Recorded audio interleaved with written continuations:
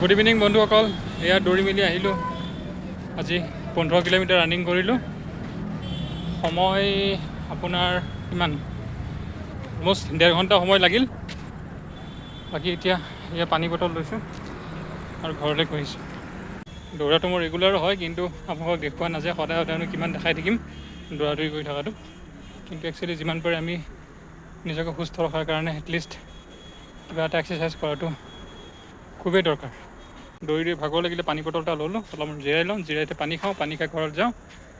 তো দেওবাৰ দিনটো শেষ হ'ল, কালি সোমবাৰ, নতুন এটা সপ্তাহ আৰম্ভ, নতুন দিন। আশা কৰোঁ আগন্তুক দিনবোৰ যাতে আপোনালোকৰ ভালে কুশলে যায়। আৰু বহুত বহুত ধন্যবাদ আপোনালোকে যিখিনি মোৰ ভিডিঅ'জত বা মোৰ ৰিলছবোৰত বা মোৰ পষ্টত যিখিনি ভাল ভাল কমেণ্ট দিছে, বহুত বহুত ধন্যবাদ সকলোকে। আৰু ময়ো চেষ্টা কৰোঁ যাতে আপোনালোকক যিমান পাৰোঁ মই ছাপোৰ্ট কৰাৰ কাৰণে। আমি ইটোৱে সিটোৱে মিলি যদি আগুৱাই যাব লাগিব। এইখিনিয়ে, বাকী লগ পাই আছোঁ পিছৰ এটা ভিডিঅ'ত। Bye bye, good night, sweet dream, take care.